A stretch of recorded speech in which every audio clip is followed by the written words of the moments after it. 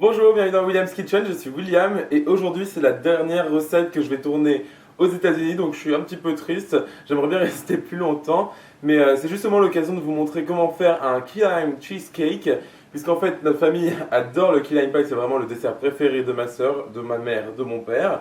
Donc c'est l'occasion de faire ça pour leur faire plaisir. Je vais aussi faire une version de cheesecake, donc ce sera l'occasion de changer la recette. Et aussi je vais la faire version mini cheesecakes, donc ça va être super mignon, vraiment pratique si jamais vous avez des invités justement pour servir en petite quantité et ça refroidit plus rapidement au réfrigérateur puisqu'on va faire une recette qui ne cuit pas. Donc vous n'allez pas avoir besoin d'allumer votre four et ça croyez-moi c'est vraiment intéressant quand il fait 30 degrés dehors et que vous n'avez pas la climatisation. Mais en tout cas vous allez voir ça va être super simple et vraiment super bon.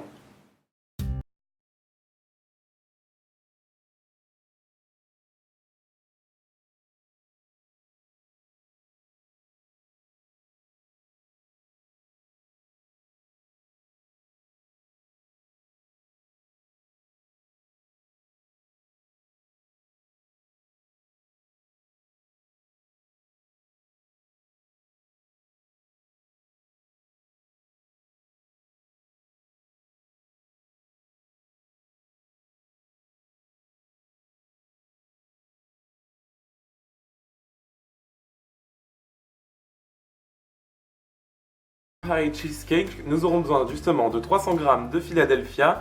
Ici, il est moyennement à température ambiante. Vous pouvez très bien utiliser du Philadelphia français, même si celui-ci est plus épais et mieux pour cuisiner justement, puisque c'est du Philadelphia américain. Ici, j'ai de la crème fraîche environ, en fait c'est de la sour cream, donc c'est de la crème aigre, mais c'est à peu près l'équivalent américain de la crème fraîche.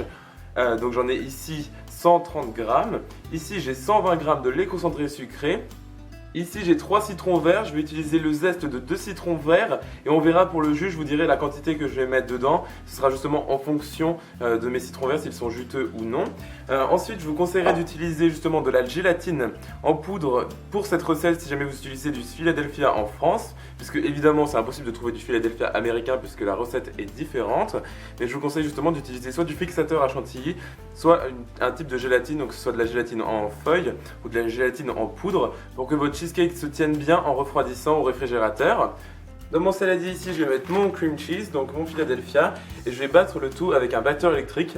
Si jamais vous avez un KitchenAid, vous pouvez bien sûr faire cette recette avec votre KitchenAid, mais je vais utiliser ce batteur, c'est beaucoup plus facile pour ceux qui en ont par exemple. Voilà, je commence déjà à racler les bords de mon saladier. Je vais ajouter dès maintenant le zeste de mes 2 citrons. Voilà, très bien. Maintenant, je vais ajouter mon lait concentré sucré. Et je mélange à nouveau.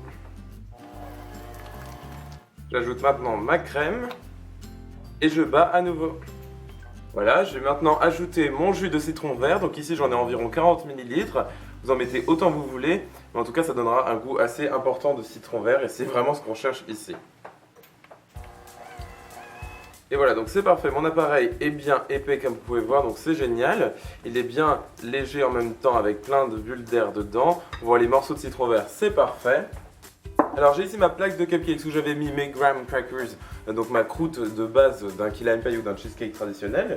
Et donc maintenant je vais ajouter mon appareil au citron vert dans mes moules.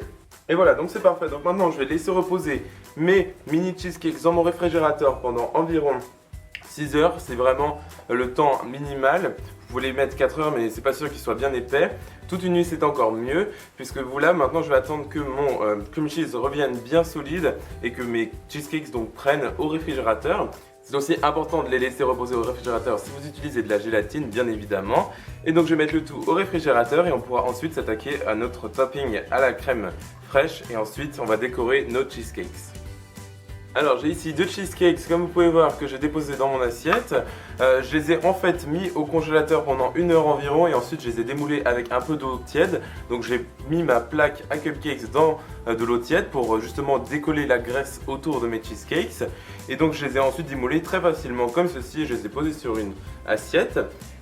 J'ai ensuite fait un petit peu de crème chantilly, donc juste avec de la crème liquide et de la vanille et un petit peu de sucre, donc quelques cuillères à café, même pas. Pour décorer notre cheesecake. Cependant je n'ai pas de poche à douille aujourd'hui, donc la décoration va être un petit peu artisanale puisqu'on va la faire à la cuillère tout simplement. Donc vous allez venir prendre un petit peu de crème chantilly sur votre dans votre cuillère et déposer donc de la crème chantilly sur votre cheesecake. N'hésitez pas à la travailler justement pour que ce soit quand même un petit peu joli puisque c'est un peu le but d'une décoration. Voilà, donc j'ai déposé ma crème chantilly. Maintenant je vais mettre un petit peu de zeste de citron pour décorer et rappeler que c'est bien goût citron vert. Et ensuite ici j'ai une tranche de citron vert que j'ai découpé à l'instant. Et j'ai aussi découpé un quart comme vous pouvez voir juste ici pour pouvoir faire ce design particulier que j'utilise souvent quand je fais du key lime pie justement. J'ai déjà fait dans ma vidéo de key lime pie traditionnel.